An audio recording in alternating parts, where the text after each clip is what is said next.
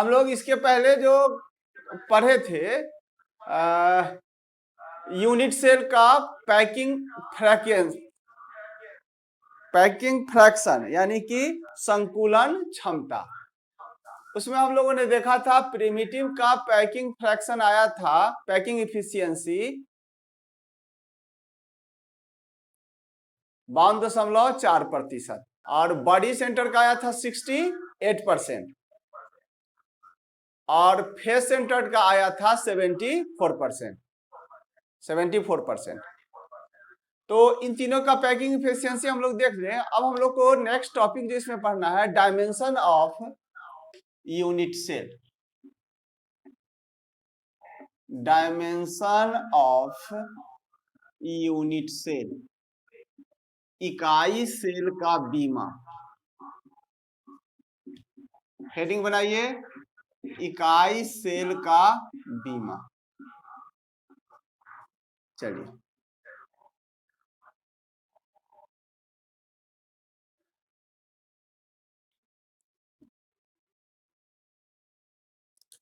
ये काफी महत्वपूर्ण टॉपिक है, इससे आपका एक न्यूमेरिकल जरूर रहता है। इस पर न्यूमेरिकल आपको बनेगा सॉलिड स्टेट से।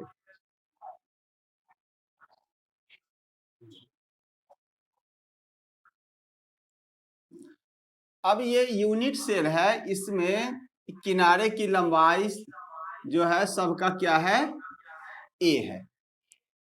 तो चलिए हम लोग यहाँ पर लिखे, मान लिया कि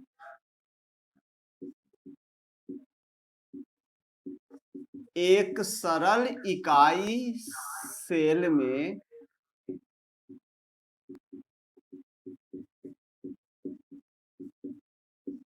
परमाणु की संख्या Z है। परमाणु की संख्या Z है। इकाई सेल में परमाणु की संख्या Z है, मतलब कि इसमें Z जो हुआ, अगर प्रिमिटिव में कै परमाणु रहता है तो एक, बॉडी सेंटर में 2 और फेस सेंटर में 4। तो Z के जगह पर हम लोग 1 भी रख सकते हैं, 2 भी और 4 भी। तथा इस परमाणु का भार m है, मतलब इसमें जो परमाणु है इस सब का भार कितना है, m है, और इसकी संख्या कितना है, Z है। तो अगर एक डब्बा हो और डब्बा में 5 मिठाई हो और पांचों मिठाई का वजन 100 ग्राम हो, तो कुल मिठाई का भार कितना हो जाएगा, 100 गुने 5 बराबर 500। तो ठीक उसी तरह Z मिठाई की संख्या माने परमाणु की संख्या है और उसका भार m है, तो इसमें Z परमाणु है और उसका भार कितना है, m है, तो इकाई सेल का भार कितना हो जाएगा। तो आगे लिखे हम लोग, इकाई सेल का भार बराबर Z इंटू m। इकाई सेल का भार माने मास ऑफ यूनिट सेल कितना हो गया, Z इंटू m हो गया। अब इस इकाई सेल के किनारे की लंबाई सबका क्या है, a है, तो इसका आयतन क्या हो जाएगा, लंबाई गुने चौड़ाई गुने ऊंचाई। तो इकाई सेल का आयतन बराबर a इंटू a बराबर AQ, माने इस इकाई सेल का आयतन क्या हो गया, AQ हो गया।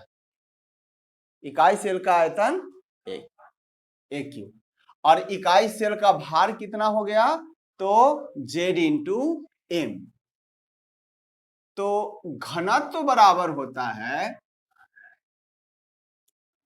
घनत्व बराबर द्रव्यमान बटे आयतन, मास बाय वॉल्यूम। ठीक है, तो द्रव्यमान यहां पर किसका हुआ, इकाई सेल का द्रव्यमान बटे इकाई सेल का आयतन। तो यदि घनत्व का मान d हो तो डेंसिटी अर्थात घनत्व बराबर z इकाई सेल का भार बटे इकाई सेल का आयतन। इकाई सेल का भार बटे इकाई सेल का आयतन। इकाई सेल का आयतन। तो इकाई सेल का भार आपको कितना आया था? Z इंटू m और इसका आयतन क्या हो गया? AQ। इसलिए D बराबर Z into m by AQ।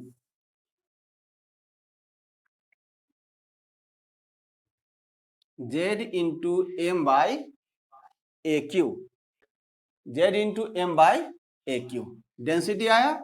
अब चलिए इसमें एक कैलकुलेशन हम लोग थोड़ा सा और बढ़ाते हैं तो इसका कंप्लीट डायमेंशन निकल जाएगा। एवोगाड्रो संख्या आपको पता होगा। एवोगाड्रो नंबर बराबर कितना होता है? 6.022 into 10 to the power 23। Avogadro संख्या बराबर कितना होता है? 6.022 इंटू 10 टू दी पावर 23 परमाणु। परमाणु भी हो सकता है, अणु भी और आयन हो सकता है। और इसे n से और Na भी लिख सकते हैं। Na से एवोगाड्रो Na से सूचित किया जाता है। Na से सूचित किया जाता है।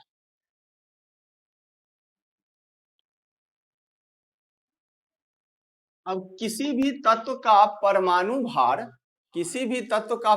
भार उसके एवोगाड्रो संख्या के बराबर होता है। इसको हम लोग ऐसे देखें तो 6.022 इंटू 10 टू दी पावर 23 परमाणु का भार यदि m हो, कैपिटल M, तो एक परमाणु का भार बराबर m by 6.022 into 10 to the power 23।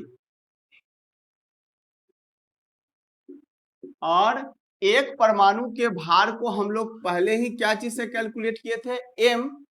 यदि एक परमाणु का भार m हो तो m बराबर m by 6.022 into 10 to the power 23।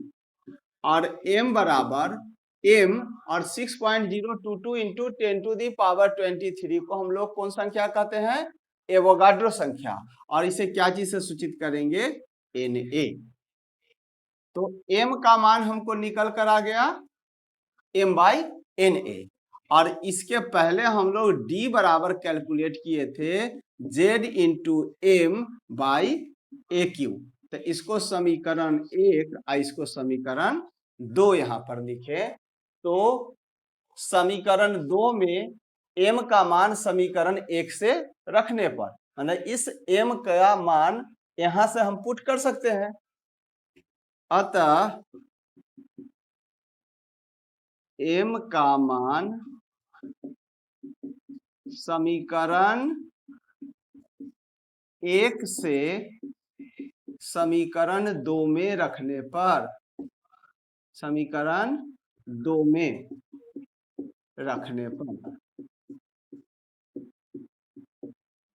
तो इसमें m का मान अगर हम रख दें तो d बराबर हो गया z इंटू m बटे AQ इंटू Na। यही हम लोग का फाइनल कैलकुलेशन हुआ। अब इसको जरा हम लोग लैंग्वेज में लिखेंगे। d बराबर z into m by AQ into Na। AQ into Na। तो इसको हम लैंग्वेज में लिखे। d मतलब हुआ यहां पर क्या चीज? घनत्व, तो किसका? इकाई सेल का घनत्व, इकाई सेल का घनत्व बराबर जेड, यहां पर क्या हो गया? जेड इकाई सेल में परमाणु की संख्या बटे यहां पर इंटू, यहां पर क्या हो जाएगा? एम के जगह पर परमाणु का भार, परमाणु भार, तो इकाई सेल में परमाणु की संख्या गुने परमाणु भार, अब बटे इकाई सेल का आयतन, इकाई सेल का आयतन गुने एवोगाड्रो संख्या, एवोगाड्रो संख्या, यानी कि इसमें से 5 में 5 इकाई 1 2 3 4 5, 5 में से अगर कोई 4 दे दिया जाए तो पांचवा का कैलकुलेशन आसानी से किया जा सकता है। ठीक है, तो अब हम लोग जरा इसको देखें कि यहाँ क्या क्या करना है, क्योंकि इससे एक न्यूमेरिकल प्रॉब्लम निश्चित तौर पे आपके पास रहता है। इसको जरा देखिए।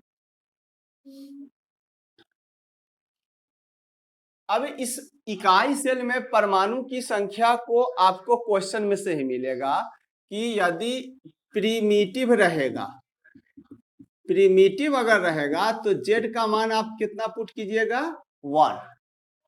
अगर बॉडी सेंटर्ड रहेगा, बॉडी सेंटर्ड रहेगा तो यहां जेड का मान कितना होगा? 2।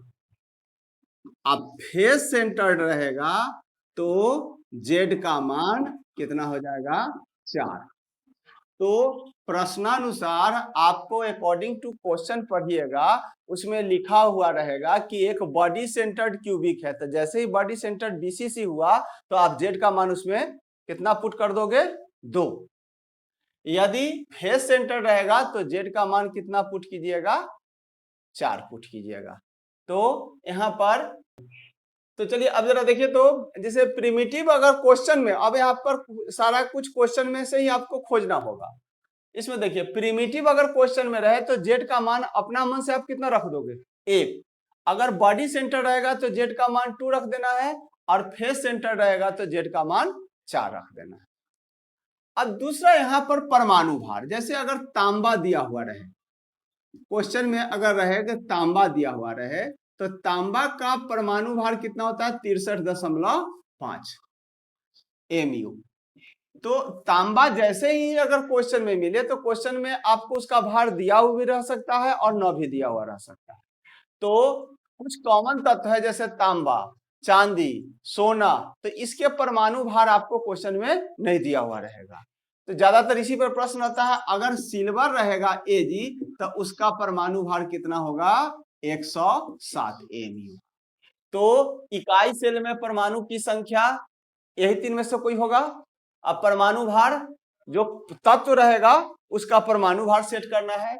इकाई सेल का आयतन, अब इकाई सेल का आयतन अगर आपको दिए हुए रहे किनारे की लंबाई, तो किनारे की लंबाई ही है इकाई, उससे निकलेगा तो ए क्यू, तो किनारे की लंबाई ए अगर हमको प्राप्त हो जाए तो हम ए क्यू का मान भी निकाल सकते हैं।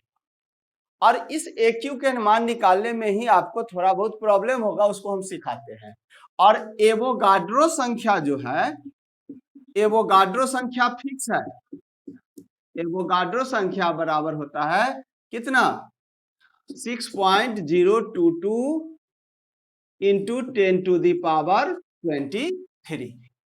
अब फिर से जरा यहां पर ध्यान दो, एवोगाड्रो संख्या आपको पता करने की कोई जरूरत नहीं है, ये तो फिक्स है। और क्वेश्चन में आपको दिया हुआ रहेगा बीसीसी एफसीसी, तो बीसीसी दिया हुआ रहेगा तो जेड का मान 2 पुट कीजिएगा, और एफसीसी दिया हुआ रहेगा तो उसका मान 4 पुट कर देंगे। अब परमाणु भार भी क्वेश्चन में दिया हुआ रहेगा, और इकाई सेल का आयतन अगर आप निकाल लीजिएगा तो घनत्व का मान निकालना बिल्कुल आसान हो जाएगा। तो इसमें इकाई सेल के आयतन निकालने के लिए कुछ आपको फैक्ट की जानकारी होनी चाहिए, तब आपको निकाल सकते हैं।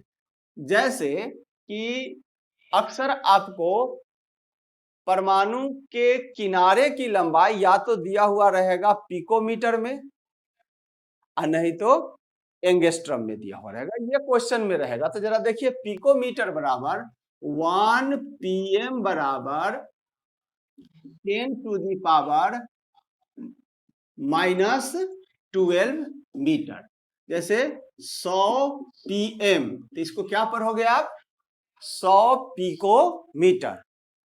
तो इसको 100 गुने 10 पर पावर -12 मीटर हम लोग लिखेंगे, 10 पर पावर माइनस मीटर। अगर इसको सेंटीमीटर में लिखना हो तो क्या लिखेंगे? 100 गुने 10 पर पावर -10 सेंटीमीटर। तो इस पिकोमीटर को आपको मीटर या सेंटीमीटर में बदलने आना चाहिए। अब जैसे यहां पर क्वेश्चन में डेंसिटी निकालना हो अगर मीटर में, तो पिकोमीटर का भी मान रखेंगे हम लोग क्या चीज में? मीटर में ही। अगर डेंसिटी या कोई इकाई अगर सेंटीमीटर हो तो उसको हम लोग मान किस में रखेंगे? सेंटीमीटर में ही। तो जरा इस पर जैसे कि एक क्वेश्चन के अनुसार हम लोग इसको अभी बनाएंगे, तब आपको दिमाग में और ज्यादा क्लियर होगा। कि जैसे मान लिया लिखा हुआ है 415 pm, किनारे की लंबाई है 415 pm। तो अब आप क्या कीजिएगा? 415 गुने 10 पर पावर -12 मीटर। क्वेश्चन में अगर आपको दिया हुआ रहे कि 415 pm है, तो 415 गुने 10 पर पावर -12 मीटर, आप इसको मीटर में कन्वर्ट कर लीजिएगा। इसको 415 को कितना में, पिकोमीटर को मीटर में बदले तो कितना से गुना किए? 10 पर पावर -12 से। 415 गुने 10 पर पावर -10 सेंटीमीटर। तो सेंटीमीटर में बदलना है तो 10 टू दी पावर -10 से गुना कर देंगे तो हमको ए का मान मिलेगा। अब आपसे जो लास्ट फाइनल जो सबसे ज्यादा यहाँ पर मेन कार्य है उसको देखिए। कि जैसे 415 pm है, ए बराबर 415, तो इसको पहले आप क्या कर लोगे? 415 गुने 10 पर पावर -12 मीटर। तो ए क्यू निकालना हो तब क्या करेंगे हम लोग? 415 गुने 10 पर पावर -12 मीटर का पर क्यू कर देंगे, और 415 में गुना करेंगे 415 से, और जो मान आएगा फिर उसका 415 से गुना कर देंगे, और ये पावर जुड़ जाएगा। यानी 10 पर पावर -12 को 3 बार गुना करेंगे तो माइनस क्या हो जाएगा?